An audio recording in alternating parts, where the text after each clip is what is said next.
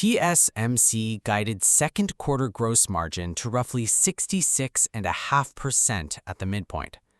But two new cost waves are arriving at the same time. 2-nanometer production is beginning to dilute margins, while overseas fabs carry higher initial costs. So the question before July 16th is not whether artificial intelligence demand is strong. It is whether TSMC's pricing power can absorb both costs without weakening the quality of its cash returns. My provisional view is positive, but conditional. TSMC's manufacturing mode remains intact, and its current profitability is exceptional. But a revenue beat will not be enough. The real confirmation must come from three places: the 3-nanometer margin crossover, the next gross margin outlook, and free cash flow after capital spending. To understand why those three tests matter, we need only a small amount of foundry economics. TSMC does not design the chips sold by companies such as NVIDIA or Apple. It manufactures customer designs at enormous scale. Each fabrication plant contains billions of dollars of specialized equipment. Profitability improves when that equipment runs near full capacity, and each wafer produces a high percentage of usable chips. A new process begins with less mature yields, lower initial efficiency, and high fixed costs. As production matures, TSMC gets more good chips from each wafer and spreads the same factory costs across a larger volume. That learning curve is why a new node can create a temporary margin drag, even when customer demand is extremely strong. Now, look at what the market already knows.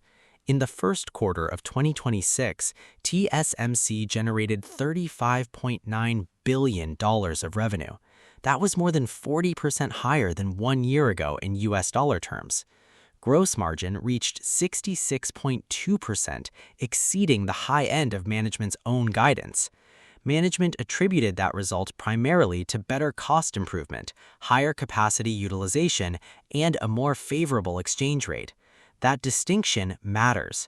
TSMC converted strong AI demand into real manufacturing leverage. The technology mix supports the same conclusion. 3-nanometer production represented 25% of first-quarter wafer revenue. 5-nanometer contributed 36%, and 7-nanometer contributed 13%.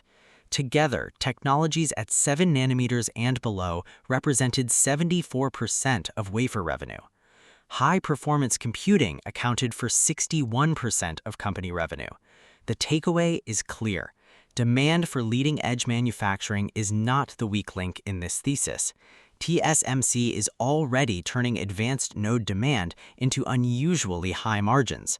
But those numbers describe the quarter that just ended. They do not fully capture the cost overlap that begins in the second half. That brings us to the first major transition.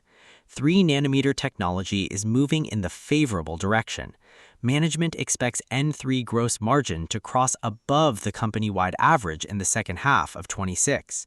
The node that once reduced profitability is expected to support margins as yields, utilization, and efficiency improve. That is the positive side of the margin bridge. If N3 performs as planned, TSMC gains a larger pool of mature, premium-priced production at the exact time AI customers need more capacity.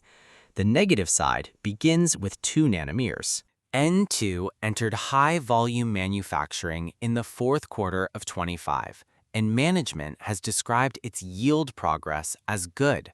But even a successful new node is expensive at the beginning. TSMC expects the N2 ramp to dilute full-year 26 gross margin by approximately 2 to 3 percentage points, with the effect beginning in the second half. This does not mean N2 is failing. TSMC must carry the early cost before the node reaches mature economics. The first question on July 16th is therefore simple. Does management still expect the N3 improvement to arrive quickly enough to offset part of the N2 pressure? The second pressure comes from geographic expansion. TSMC is building and ramping capacity outside Taiwan to serve customers and make the supply chain more resilient. The strategic logic is clear, but early-stage economics are less efficient. Management currently forecasts that overseas fabs will dilute gross margin by roughly 2 to 3 percentage points during the early stages of expansion. That pressure may widen to 3 to 4 percentage points in later stages as the overseas footprint becomes larger. These percentages should not be added mechanically to the N2 estimate because timing and production mix differ. But the direction is unmistakable. TSMC is entering a period when two expensive ramps can overlap. This is why the second quarter guidance is so important. Despite the overseas fab dilution already affecting results, TSMC guided gross margin to a range of 65.5 to 67.5%. The midpoint is slightly above the first quarter result. Management said higher utilization and continued cost improvements, including productivity gains, should offset part of the overseas pressure. So, the core risk is not collapsing demand. It is whether three different cost curves overlap faster than productivity and pricing can absorb them. That is a much more precise risk than simply saying capital spending is high. Now, we need to separate two accounting effects that investors often combine. Capital expenditure reduces cash flow when TSMC pays for land, buildings, and equipment. Depreciation affects reported profit later as those assets enter service and their cost is recognized over time. Depreciation is a non-cash expense, so it does not directly reduce free cash flow in the period it is recorded. Capital expenditure does. That gives us a cleaner test. Can operating cash flow continue funding the investment program without weakening cash conversion? The first quarter's answer was encouraging. TSMC generated approximately 699 billion new Taiwan dollars of cash from operating activities. It spent about $351 billion on capital expenditures. That left roughly 348 billion new Taiwan dollars of free cash flow under the company's definition.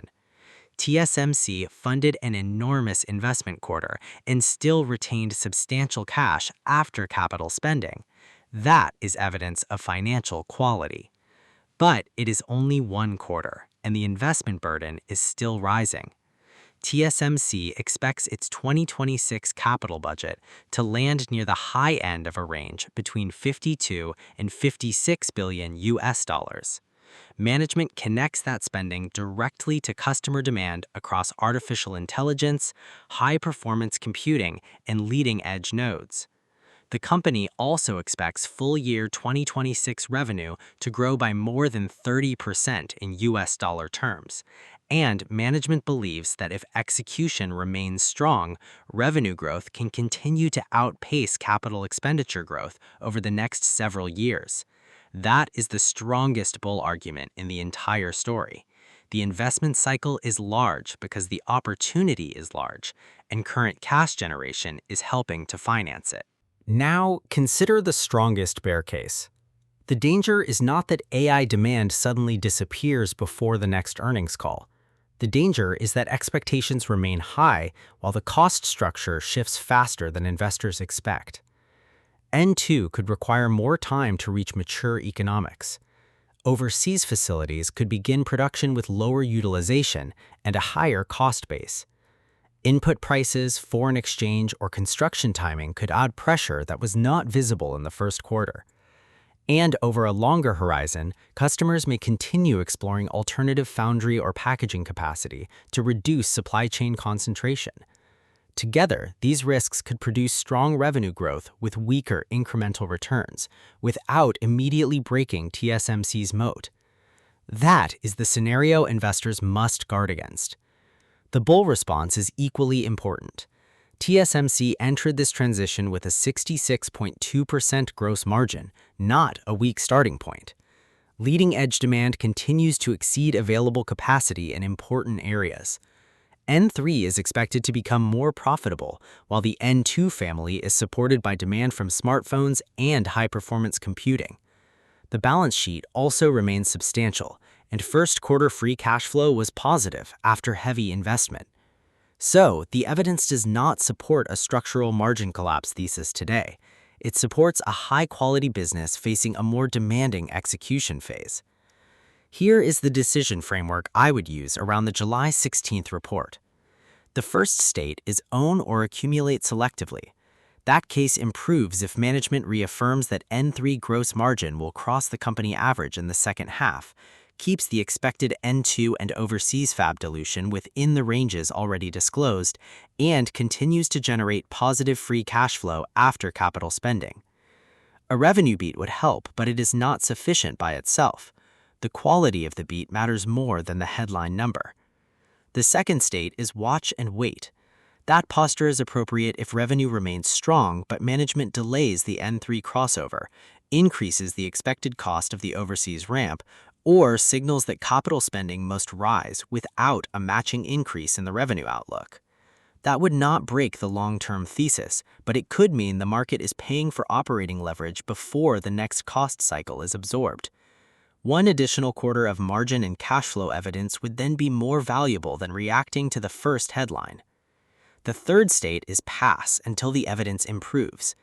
That case becomes reasonable if several conditions deteriorate together. Watch for a meaningful reduction in the full-year revenue outlook, a withdrawal of the N3 margin crossover expectation, Overseas-Fab dilution moving beyond the current ranges, and free cash flow turning negative because operating cash flow weakens while capital spending remains elevated. One weak metric can reflect timing. Several weakening metrics together would suggest deteriorating growth quality. So, on July 16th, ignore the earnings headline for a moment. Check three statements first. Did N3 remain on track to cross the company margin average? How much pressure does management expect from N2 and overseas fabs? And did cash generation continue to cover the investment program? If those answers remain constructive, the moat is doing its job. If all three weaken, strong AI demand may still be real, but its value to shareholders becomes less certain. TSMC's margin test is only one side of the AI infrastructure chain. The companies buying these wafers face a different risk: customer concentration and the limits of their own pricing power. That related analysis is on screen now. Click there to see how the same demand cycle looks from the chip designer side.